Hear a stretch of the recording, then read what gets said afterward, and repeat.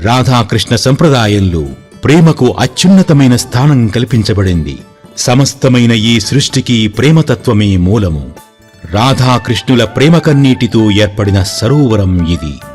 గాఢమైన ప్రేమ భావనలో ఒక్కొక్కసారి ప్రేమ వైచిత్ర్యభావం ఏర్పడుతుంది. దీనివలన పరస్పరం విడిపోతామనే భావనతో భయం కలిగి, ఆ భయం వలన శోకం పుట్టి ఎడతెగని కన్నీటితో ప్రేమికులు బాధపడతారు. ఇటువంటి స్థితి ఒకసారి రాధాకృష్ణులకు కలిగినట్లుగా బృందావన భాగవతం, స్థల పురాణం చెబుతున్నాయి. మహారాజులు ఈ సరోవరానికి వచ్చే భక్తుల కోసం సుందర సోపానాలు, విశ్రాంతి మండపాలు, భవనాలు నిర్మించారు. రాధాకృష్ణుల విహార శిల్పాలతో, చక్కని వృక్ష శోభతో తీర్థస్థలంగా ప్రసిద్ధి పొందిన ఈ సరోవరాన్ని వీక్షిస్తే ప్రజలకు కలిగే అకారణ దుఃఖం నశిస్తుంది. పుణ్యస్నానం గావిస్తే రాధాకృష్ణుల అనుగ్రహం లభిస్తుంది. బృందావనంలో శ్రీహిత రాసమండల్ ప్రదేశానికి ఒక చక్కని గుర్తింపు ఉన్నట్లుగా స్థల పురాణం ద్వారా తెలుస్తోంది. కలియుగంలో భక్తి చైతన్యాన్ని వ్యాప్తి చేయటానికి, రాధాకృష్ణులు ఉజ్వలమైన దివ్య ప్రభావాన్ని ప్రచారం చేయటానికి అవతరించిన మహాభక్తుడు శ్రీహిత హరివంశ మహాప్రభువు. సాక్షాత్తు శ్రీకృష్ణ భగవానుని యొక్క మురళీయంశ స్వరూపుడు. బృందావనంలోని ప్రజలు ఆయనకు సమర్పించిన భూమిలో రాసమండలిని నిర్మించడం జరిగింది. నిరంతరం రాధాకృష్ణ నామస్మరణలో సేవలు జీవితాన్ని ధన్యంగా గావించుకున్నాడు. మనం వీక్షిస్తున్న శ్రీహిత రాసమండల మందిరం అలంకార శోభితమై అలరారుతుంది. ఆహ్లాదకరమైన వాతావరణంలో ఆధ్యాత్మిక భాగ్యనిధిగా ప్రకాశిస్తుంది. సుందర వందనారవిందుడైన గోవిందుడు వివిధ అలంకారాలతో భక్త మందారుడై భక్తులను అనుగ్రహిస్తున్నాడు. సిద్ధ పురుషులు, రాధా భక్తులు ఇక్కడ విశేషంగా హోమ కార్యక్రమాలు నిర్వహిస్తూ ఉంటారు. రాధాకృష్ణుల రాసమండల సంబంధిత పీఠాలు, పాదముద్రల పవిత్ర శిలాకృతులు, నిత్య అర్చనాది కైంకర్యాలు, భజనలతో మందిరం సర్వ సౌభాగ్యప్రదాయినిగా, భక్తాభిష్ట వరప్రదాయినిగా ప్రసిద్ధిని పొందింది.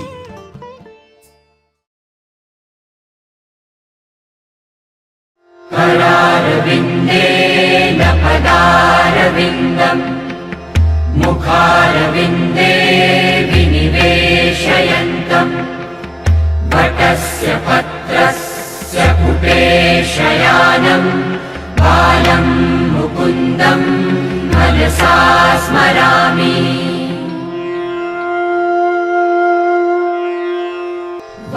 वसुदेवसुतम् देवम् कंसचाणूरमर्दनम् देवकी परमानन्दम् कृष्णम् वन्दे जगद्गुरुम्।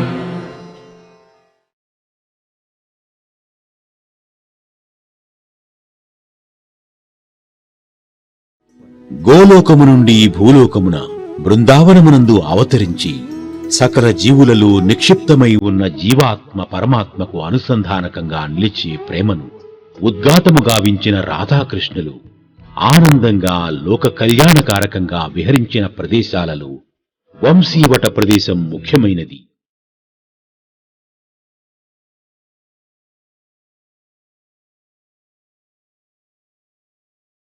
సకల జీవులకు తన వేణుగానంతో ఊపిరిలు ఊదిన మురళీధరుడు ముచ్చటగా అనేక పర్యాయములు సంచరించిన ప్రదేశం ఇది. అణువణువులు ప్రణయ మధువును తన వంశీనాదంతో నింపిన వేణుమాధవుని దివ్యలీలలకు సాక్షీభూతంగా నిలిచింది ఈ వంశీ వటవృక్షం.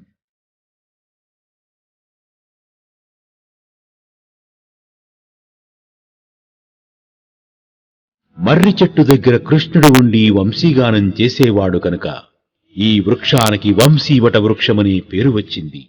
సమస్త జగత్తును సమ్మోహనపరిచే వేణునాదలోలుడు అయిన కృష్ణుడు నిలిచిన వటవృక్షం మనందరికీ ఆరాధ్యమైన కృష్ణ వృక్షం.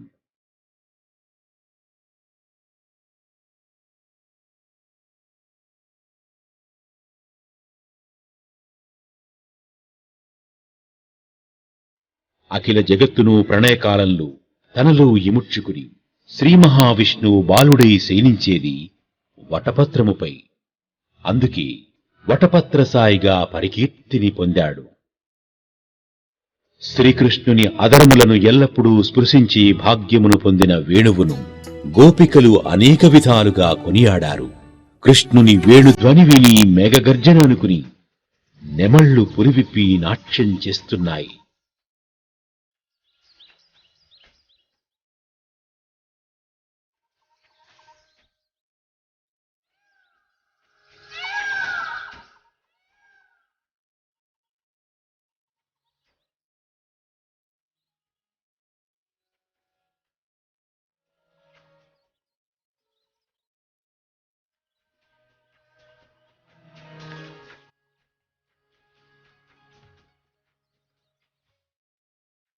దూడలు తమ తల్లులైన ఆవుల యొక్క పాలను త్రాగుతూ మురళీగానానికి పరవశించి నోట్లో పాలను అట్లే మృంగకుండా ఉంచుకుని ఆనందంతో అశ్రుపూర్ణ నయనాలతో నిలబడే ఉన్నాయి.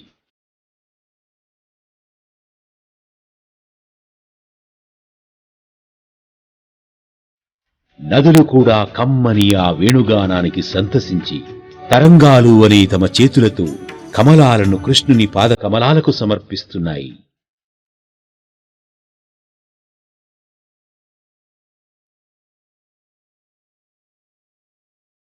ఈ విధంగా గోపికలు కృష్ణుని వేణువు యొక్క అదృష్టాన్ని, వేణువు చేసే ఆశ్చర్యకరమైన అంశాలను, వేణుధరుని లీలా విశేషాలను భాగవతంలో చెప్పుకోవటం జరిగింది.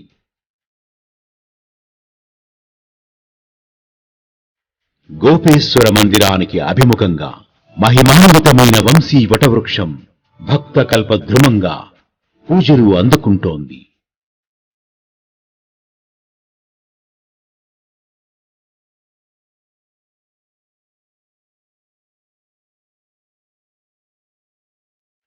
ఒకసారి రాధతో కలిసి ఈ వటవృక్షం దగ్గరకు వచ్చిన కృష్ణుడు ద్విగుణీకృత ఉత్సాహంతో అద్భుతంగా చిత్తాకర్షంగా సకల లోకాలు మైమరిచే విధంగా వేణుగానం చేశాడు. కృష్ణుని ఆనంద మురళీ గాన విన్యాసాన్ని వినులు విందుగా వింటున్న రాధ కూడా పరవశించి వంశీనాదానికి అనుగుణంగా భువనమోహనంగా నయన మనోహరంగా నాట్యాన్ని చేసింది. తరువాత ఆమె కృష్ణునితో, ప్రాణనాథ, ఈనాటి మధురమైన మన ఇద్దరి హృదయ సంగమ సన్నివేశానికి చిహ్నంగా మీ వేణునాదం, నా పాదరూపరద్వానం ఇక్కడ వాయుమండలంలో శాశ్వతంగా ఉండాలి. మన భక్తులకు ఆ నాదం, ఆ మంజీర ద్వానం వినపడాలి అని కోరుకుంది. కృష్ణుడు తదాస్తు అని పలికి భక్తులకు మరొక వరాన్ని ప్రసాదించాడు. అదేమిటంటే, భక్తులు ఎవరైనా వటవృక్షానికి చెవులు ఆనించి భక్తితో రాధాకృష్ణ నామస్మరణ గావిస్తే వారికి దివ్యనాద తరంగాలు వినిపిస్తాయి. ఈ అనుభూతి నిత్యమై భక్తులకు భక్తి మార్గంలో నడిపిస్తుందని రాధతో కృష్ణుడు పలికాడు.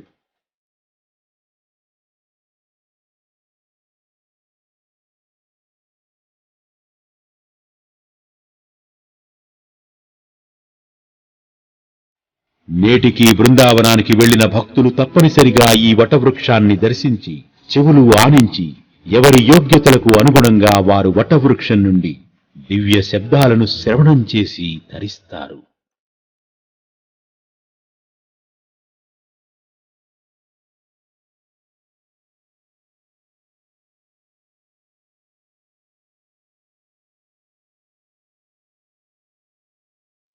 వంశీ వటవృక్షాన్ని శ్రీధామవటనే పేరుతో కూడా పిలుస్తారు. రాధాదేవి సోదరుడు శ్రీధాముడు కృష్ణునికి పరమ ఆప్తుడు. వంశీ వటవృక్షం దగ్గర ఎల్లప్పుడూ కృష్ణుణ్ణి శ్రీధాముడు సేవించేవాడు. ఈ కారణం వల్ల దివ్యమైన ఈ వటవృక్షానికి శ్రీధామ వటవృక్షమనే పేరు వచ్చింది.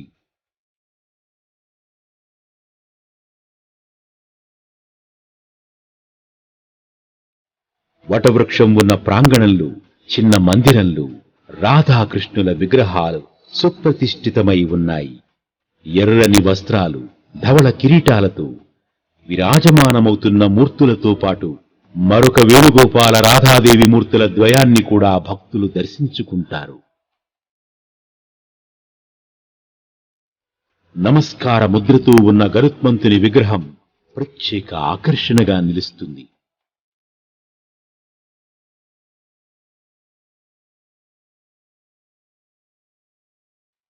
నాగలి చక్రములను ఆయుధాలుగా ధరించిన బలరామకృష్ణుల విగ్రహాలు విలక్షణంగా దర్శనమిస్తాయి.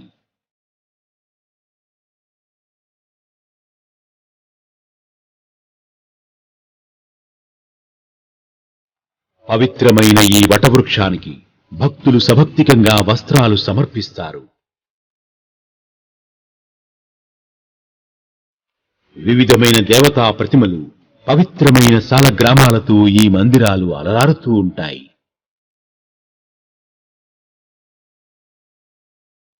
వంశీ వటవృక్ష దర్శనం మోక్ష మార్గానికి సుదర్శనం.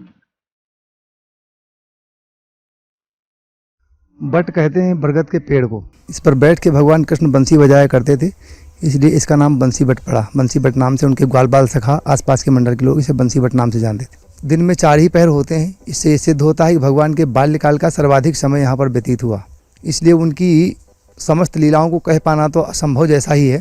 नित्य रामानंदीय संप्रदाय में या चतुर संप्रदाय वैष्णव में स्तुतियों में सवेरे शाम गाया जाता है, बंसी बट सो बट नहीं कृष्ण नाम सुना। वही ये बंसी बट है, यहाँ भगवान कृष्ण गाय चराते थे। वही ये भूमि है, वही ये बट वृक्ष है जिसके नीचे हम आप सभी खड़े हैं। ये मंदिर जो है, इस मंदिर के बारे में बताते हैं। वैसे तो यहाँ गोपीनाथ भगवान भी हैं, राधा कृष्ण है, कृष्ण बलराम है, लेकिन मुख्य रूप से ये मंदिर भगवान कृष्ण के सखा श्री दामा जी, जिनके संदर्भ में ऐसा कहा जाता है राधा जी के सौतेले बड़े भाई भी थे, उन्हीं का मुख्य रूप से मंदिर है। यहाँ पर आते हैं, जमाते महात्माओं की आती रही, काफ़ी संख्या में आते हैं, तो यहाँ मंदिर में उनके रहने की खाने की व्यवस्था यथाशक्ति होती है।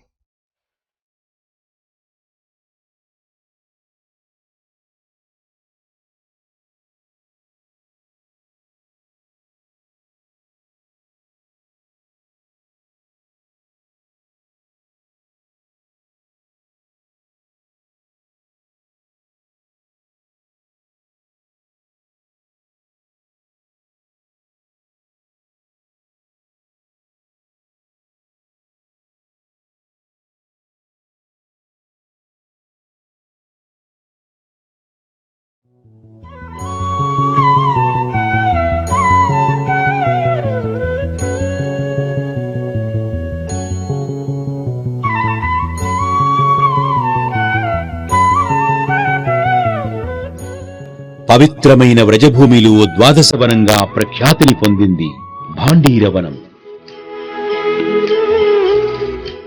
సృష్టికి మూలకర్తలైన రాధాకృష్ణుల వైవాహిక మహోత్సవం జరిగిన దివ్య ప్రాంతం ఈ భాండీరవనం. చతుర్ముఖ బ్రహ్మ స్వయంగా పురోహిత స్థానం వహించి రాధాకృష్ణులకు పరిణయ ఉత్సవాన్ని నిర్వహించాడు. ఫాల్గుణమాస శుద్ధ ద్వితీయ తిథిన జగత్ కళ్యాణ కారకంగా రాధాకృష్ణుల కళ్యాణం జరిగింది. అలనాడు జరిగిన రాధాకృష్ణుల పాణిగ్రహణ శుభవేళ బృందావనం పులకరించింది, వ్రజభూమి తరించింది, యమునా నది ఉప్పొంగి ప్రవహించింది. సకల చరాచర ప్రపంచంలోని జీవులందరికీ దివ్యమైన ఆధ్యాత్మికమైన ఆనందానుభూతి లభించింది. విచిత్రమైన అంశం ఏమిటంటే, రాధాకృష్ణుల పెళ్లి సంబరంలో కేవలం 3 మాత్రమే ఉన్నారు. వారే బ్రహ్మదేవుడు, రాధాదేవి, శ్రీకృష్ణ పరమాత్మ. పురాణాలు రాధాకృష్ణుల వివాహ వృత్తాంతాన్ని అనేక విధాలుగా అభివర్ణించాయి. వీటిల్లో ఒక ప్రధానమైన కథ రాధాకృష్ణుల తిరుక్కల్యాణాన్ని, నేపథ్యాన్ని ఈ విధంగా తెలియజేస్తుంది. ఒకసారి నందుడు బాలకృష్ణుణ్ణి ఎత్తుకుని అడవిలో గోవులను సంరక్షిస్తూ అక్కడ ఒక నిర్మాణానికి కావలసిన సామగ్రిని, ఇతర ఏర్పాట్లను పర్యవేక్షిస్తున్నాడు. ఇంతలో హఠాత్తుగా ఆకాశంలో నల్లని మబ్బులు కమ్ముకున్నాయి. ఉరుములతో మెరుపులతో వాతావరణం కొంత భయావహంగా మారింది. కృష్ణుడు భయంతో నందుని మరింత గట్టిగా పట్టుకున్నాడు. నందుడికి ఏమి చేయాలో అర్థం కాలేదు. కృష్ణుడు ఏడవటం మొదలుపెట్టాడు. నందుడు ఓదార్చినా ఆగటం లేదు. సన్నగా వానచినుకులు పడుతున్నాయి. చేయవలసిన పని ఇంకా ఉన్నది. చీకట్లు ముసిరాయి. నల్లని మబ్బుల వలన పగలే చీకటిగా మారిన ఆ సమయంలో ఒక వెలుగురేఖ కనిపించింది. శ్రీకృష్ణ రమ్య హర్మ్య మంగళ దీపిక అది. ఆ స్వర్ణకాంతుల కమనీయ ఆకృతి రాధాదేవి. వృషభాను మహారాజు యొక్క పుత్రిక అయిన రాధాదేవి నందునికి బాగా పరిచయం. రాధాదేవి వనవిహారం చేయటం అనే అంశం కూడా అందరికీ సువిదితమే. మనోహరమైన ఆమె రూపం చిత్తశాంతిని కలిగిస్తుంది. రాధను చూడగానే నందుడికి ధైర్యం వచ్చింది. కృష్ణుణ్ణి ఇచ్చి ఓదార్చమని చెప్పాడు. ఇంతలో వాన ఆగిపోయింది. మబ్బులు తెల్లబడి దూదిపింజలై చెల్లాచెదరై వినువీధిలో అదృశ్యమైపోయాయి. నందుడు ఆగిపోతున్న పనిని పునఃప్రారంభింపజేశాడు. రాధ కృష్ణుణ్ణి ఎత్తుకుని బుజ్జగిస్తూ భాండీరవనంలోకి ప్రవేశించింది. రాధ స్పర్శతో కృష్ణుడు పెద్దవాడై చిరునగవులు చిందిస్తూ రాధ కరపల్లవాన్ని చేబూని భాండీరవనంలోని దివ్యమైన ప్రదేశానికి చేరుకున్నాడు. శ్రీకృష్ణ సంకల్పం వలన సత్యలోకం నుండి బ్రహ్మదేవుడు వచ్చి రాధాకృష్ణుల కళ్యాణాన్ని కమనీయంగా నిర్వహించాడు. ద్వాపర యుగంలో జరిగిన రాధాకృష్ణుల వివాహ వేదికను నేడు భక్తులు వీక్షించటం వారి పూర్వజన్మల సుకృత ఫలం.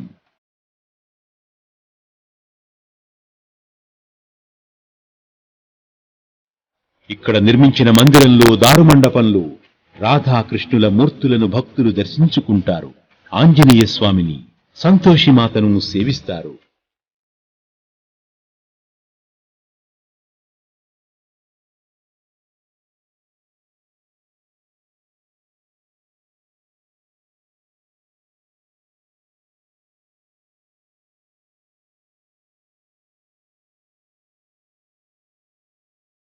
శ్రీకృష్ణుడు భాండీరవనానికి ప్రభువు అని అందరికీ తెలిసే విధంగా 2 మెట్లపైన కిరీటాకృతిని నిలిపారు.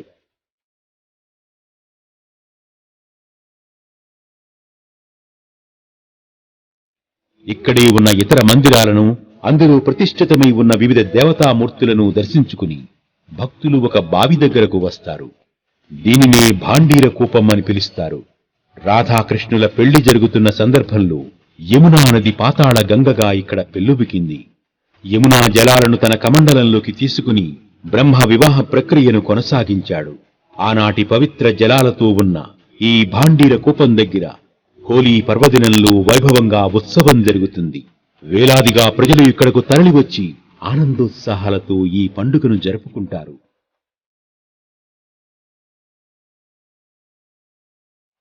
మరి ఒక మందిరంలో పచ్చని వస్త్రాలంకార శోభితులై రాధాకృష్ణులు దర్శనమిస్తారు. ప్రక్కనే బ్రహ్మదేవుడు వివాహం జరిపిస్తున్నాడు. భాండీర వటవృక్షం క్రింద ఉన్న చిన్న మందిరం ఇది.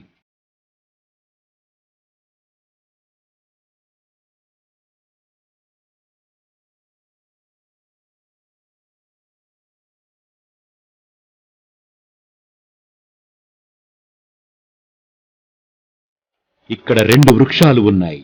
ఈ 2 రాధాకృష్ణుల ప్రతీకలు. ఈ 2 వృక్షాల మధ్య ఉన్న కొమ్మను పెళ్లి కొంగుముడిగా భక్తులు భావిస్తారు. ఈ కొమ్మకు ఎర్రని వస్త్రాన్ని ఆచ్ఛాదనగా అలంకరించారు. భక్తులు రాధాకృష్ణ స్వరూపంగా ఉన్న ఈ 2 వృక్షాల చుట్టూ సభక్తిగంగా ప్రదక్షిణలు గావిస్తారు.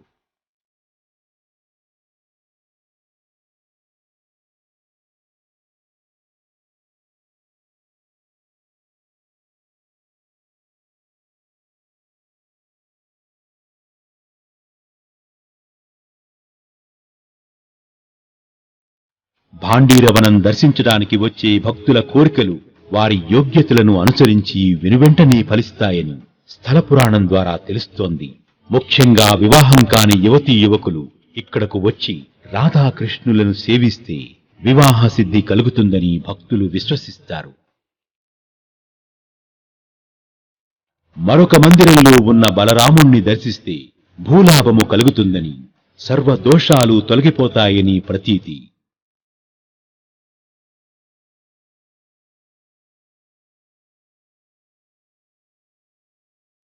భాండీర కూపంలోని జలాలు ప్రతి సోమవారం అమావాస్య నాడు రంగు మారటం విశేషం.